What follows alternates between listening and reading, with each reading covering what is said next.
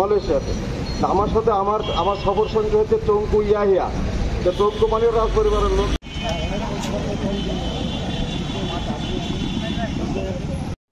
শুভেচ্ছা জানাচ্ছি।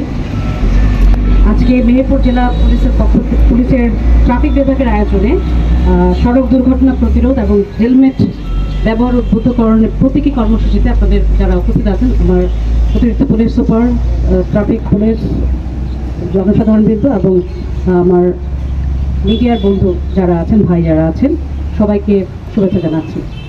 আপনারা আমাদের আহ্বানে সাড়া দিয়ে এই রোদের মধ্যে কষ্ট করে এখানে সাড়া দিয়েছেন, উপস্থিত আছেন। আমি যারা এখানকার জনসাধারণ আছেন তাদের কাছ থেকে কথা শুনলাম। আমি খুব সংক্ষেপে শেষ করব, কারণ রোদে আপনারা অলরেডি অনেক কর্মাক্ত হয়ে আছেন, আমি দেখতে পাচ্ছি। প্রথম কথাটা হচ্ছে ট্রাফিক পুলিশ হচ্ছে ভিজিবল। পুলিশের আর যারা আছে থানা পর্যায়ে বা অন্য লেভেলে আছে তাদেরকে যতটুকু আমরা দেখি, সমস্যায় পড়লে ওখানে যাই, কিন্তু ট্রাফিক পুলিশকে আমরা সবসময় রাস্তায় ভিজিবল দেখতে পাই। কেন ট্রাফিক পুলিশ কাজ করে, এটা যদি আমরা নিজেকে প্রশ্ন করি, ট্রাফিক পুলিশ কেন কাজ করে, রাস্তায় কেন ডিউটি করে?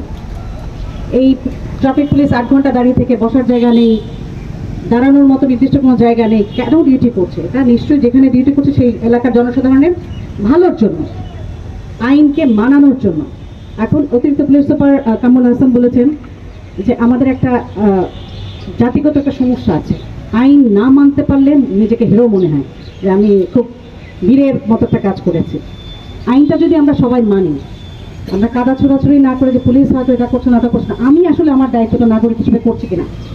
নাগরিকের অধিকার যেমন আছে, সঙ্গে কর্তব্য পালনের ব্যাপারটাও থাকে, যে আমি আমার কর্তব্য পালন করছি কিনা। এটা নিজেকে যদি আমি জিজ্ঞেস করি তাহলে বুঝবো আমার ফল্ট, আমার সমস্যাটা কোথায়। যদি আমি প্রত্যেকে যদি আমার লেভেল থেকে আমার কর্তব্যটা পালন করি।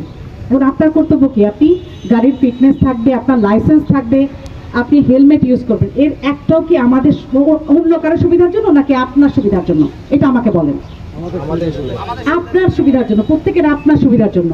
আপনার গাড়ি যদি ফিটনেস থাকে, গাড়িটা ভালো আছে, আপনার যদি ড্রাইভিং লাইসেন্স থাকে, তার মানে আপনি ক্যাপেবল, আপনাকে লাইসেন্স দেওয়া আছে, আপনি চালাতে পারেন। 3 নম্বর কথা হচ্ছে, যেহেতু এখানে মোটরসাইকেল নিয়ে একটু বেশি আমরা গুরুত্ব দিচ্ছি, মোটরসাইকেলের স্পিড বেশি থাকে। আর যখন এটা ইয়াং জেনারেশনের হাতে থাকে, যাদের আসলে লাইসেন্স পাওয়ার বয়সই হয়নি, তাহলে তো কথাই নেই। একটা মোটরসাইকেল একজনের পিছনে আরও 3 জন। আমি আসা যাওয়ার পথে দেখি এখানে, মানে আমার মনে হলো এই কাজের স্টাডিতে 90% লোক মোটরসাইকেলে যারা চালক আছেন, আরোহী আর বাকি যারা, তাদের কথা বাদ দিলাম, চালকের মাথায়ও হেলমেটটা থাকে না।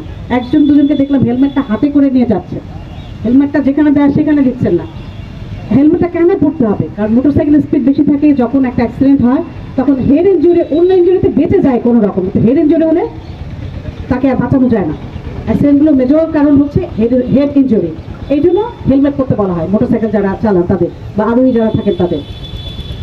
এখন আমি মেহেরপুরের গত বছরের ইলেকট্রনিক, প্রিন্ট মিডিয়া, অন্যান্য সোশ্যাল মিডিয়াগুলোতে স্টাডি করে দেখলাম, যেখানে বেশিরভাগ মোটরসাইকেল অ্যাক্সিডেন্টে যারা মারা যাচ্ছে, আহত হচ্ছে, এটা হচ্ছে ইয়াং জেনারেশন, যাদের বয়স 15 থেকে 21 এই লেভেলের মধ্যে।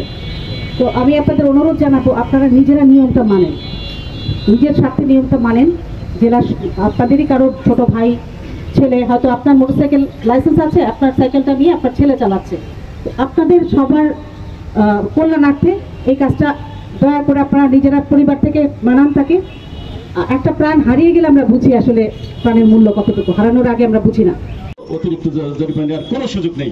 প্রত্যেকটা অপরাধী আইনের মাধ্যমে একদম সীমাবদ্ধ। অতিরিক্ত বাড়তি টাকা পুলিশের নেওয়ার কোনো সুযোগ নেই।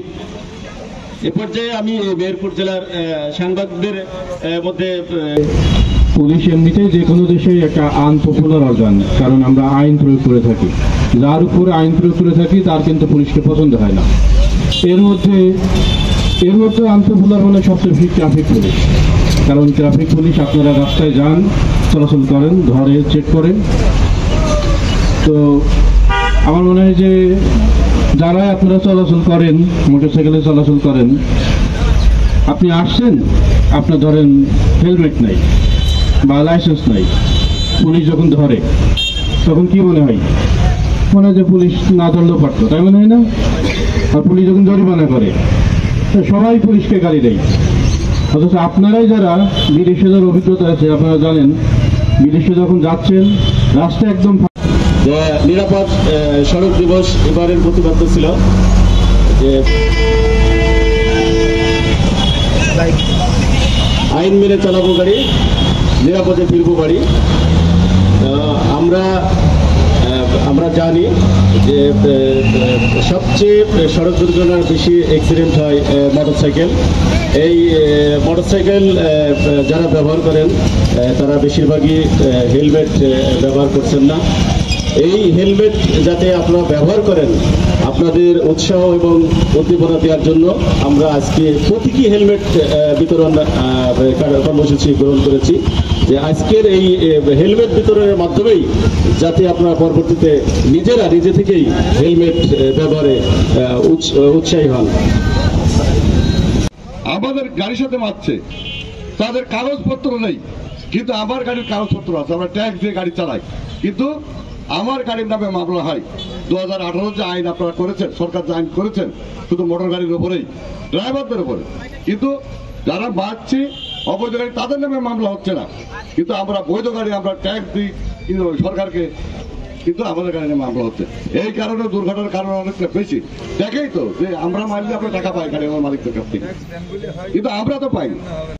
বিতরণ অনুষ্ঠানে প্রধান অতিথি এসপি মহোদয় এবং আলোচনা নেত্রী এবং সাংবাদিক ভাইরা, আমার নেতৃবৃন্দ, মোটর শ্রমিকের নেতৃবৃন্দ, অ্যাক্সিডেন্ট যেগুলো হয় বেপরোয়াভাবে গাড়ি চালানোর যেখানে মোটরসাইকেল চালাই, কিন্তু আমরা এই পর্যন্ত যা দেখে আসছি বেপরোয়াভাবে মোটরসাইকেল এসে আমাদের বাসের সাথে ঢুকে দিচ্ছি, কিন্তু সেই মোটরসাইকেলে কিছু হয়েছে না, আমার ড্রাইভারকে জেল কাটতে দিয়েছি। এরকম ঘটনা ঘটেছে মেহেরপুর জেলাতে। শুভেচ্ছা। আসলে বলার কি আছে, এর আগে আমরা হেলমেট কিন্তু বিতরণ করেছি, 2বার করেছি ইতিমধ্যে। এর আগে বোধহয় আমাদের টিআই সাহেব ছিলেন, ইন্সপেক্টর সাহেব ছিলেন, মানে মোরার সাহেব এসপি ছিলেন, মোস্তাফিজ সাহেব এসপি ছিলেন, ওনারা এই কাজগুলো করেছেন। যাই হোক, তারই একটা পুনরাবৃত্তি আজকে হচ্ছে, এটা ভালো।